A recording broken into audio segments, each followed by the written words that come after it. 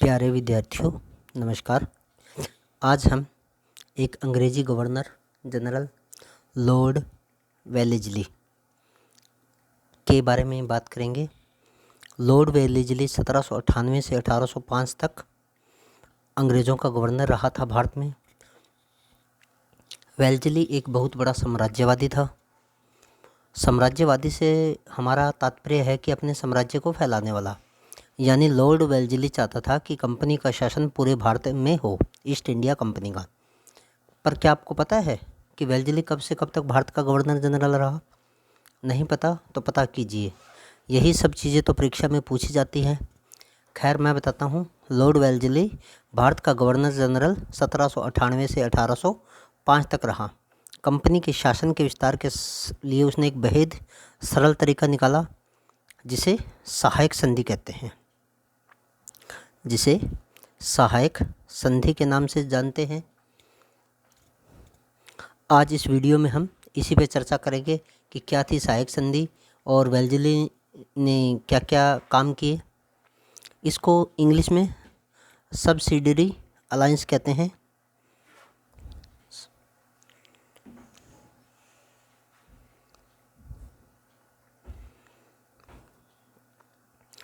इसकी योजना बनाने के बाद वेलेस्ली ने इसे व्यावहारिक स्वरूप प्रदान किया और कंपनी की सीमा का विस्तार किया। कुछ राज्यों ने इसे अपनाया और कुछ राज्यों ने पराजित होकर इसे स्वीकार किया और कुछ इसे स्वीकार करने से मना भी कर गए। तो चलिए शुरू करते हैं। ये है वेलेस्ली। इसका पूरा नाम था आर्थर वेलेस्ली।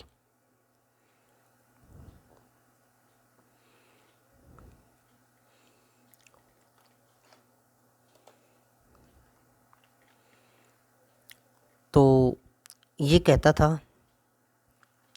कि मैं शांति समझौते में विश्वास नहीं करता, युद्ध युद्ध और युद्ध।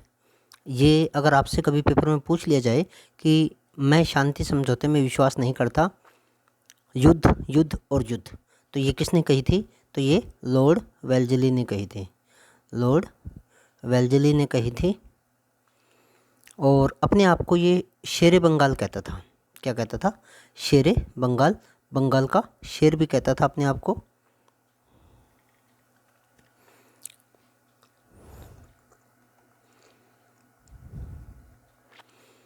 और लॉर्ड वेलेस्ली 1798 से लेकर 1805 तक भारत में अंग्रेज़ों का गवर्नर रहा और उस समय इसकी उम्र थी 37 वर्ष। कितनी थी? 37 ईयर्स। 1798 में भारत का गवर्नर जनरल बना था sir John Shore. Sir John Shore. इसके बाद में ये गवर्नर बन के आया था। और जो सर जॉन शोर था वो अहस्तक्षेप की नीति अपनाता था। कौन सी नीति अपनाता था? अहस्तक्षेप की नीति अपनाता था। साम्राज्यवादी था। और अगर ये पूछ लिया जाए कि लॉर्ड वेलेस्ली के समय भारत में किस मुग़ल शासक का राज्य था, तो शाह आलम द्वितीय का राज्य था। किसका था? शाह आलम द्वितीय का। और पंजाब में महाराजा रणजीत सिंह का शासन था। और सहायक संधि का वास्तविक जन्मदाता, सहायक संधि है उसका वास्तविक जन्मदाता किसे माना जाता है?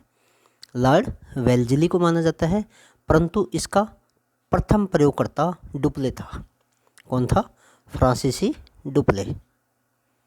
फ्रांसीसी डुप्ले। कई बार ये भी पूछ लिया जाता है कि सहायक संधि का प्रथम प्रयोगकर्ता कौन था, या सहायक संधि शुरू किसने की? तो डुप्ले ने की थी। फ्रांसीसी गवर्नर था ये। लेकिन अगर ये पूछ लिया जाए कि सहायक संधि का वास्तविक जन्मदाता कौन था, तो सहायक संधि का वास्तविक जन्मदाता लॉर्ड वेलेस्ली था। तो सहायक संधि में क्या था?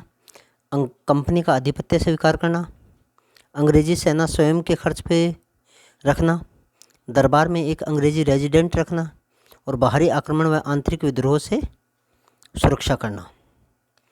और 1765 में अवध में सबसे पहले सहायक संधि हुई थी।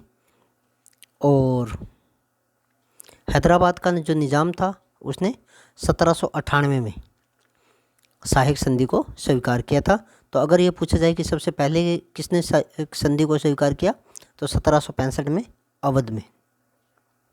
और जो लॉर्ड वेल्जली था उसके समय पहला राज्य कौन सा था? हैदराबाद था, और जिसमें 6 बटालियन इंग्लिश सेना की रखी गई थी।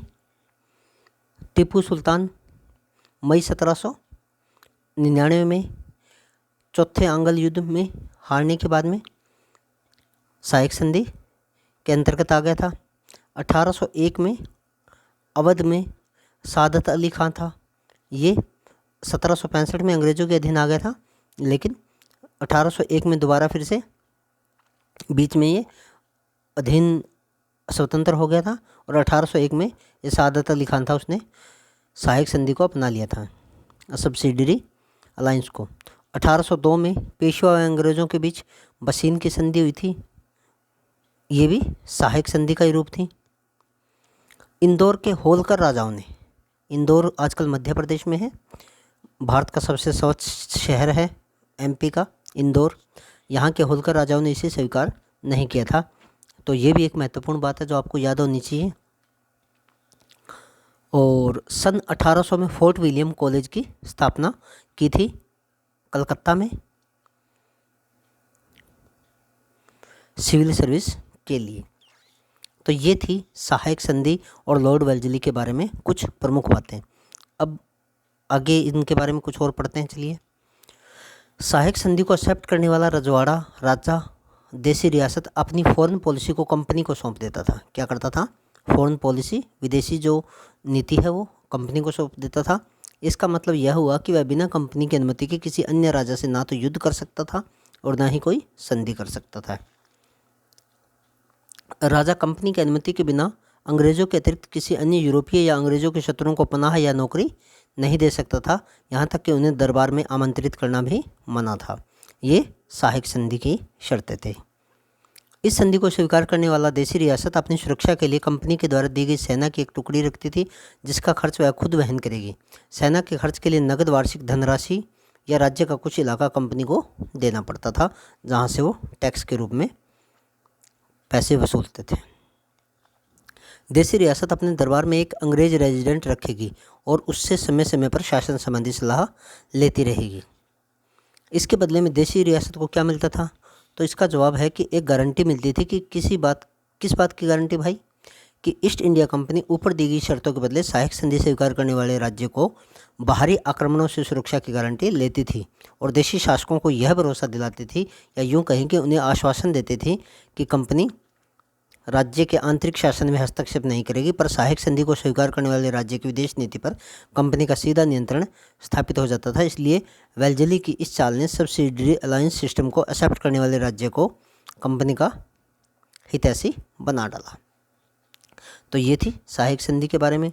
अब सहायक संधि सबसे पहले हमने देखी अवध 1865 में, अवध ने 1865 में, फिर उसके बाद में सितंबर 1798 में हैदराबाद, मैसूर 1799 में, तंजौर 1799 में, अवध 1801 में, दोबारा फिर से पेशवा दिसंबर 1803 में, बरार 1803 में, ग्वालियर फरवरी 1804 में।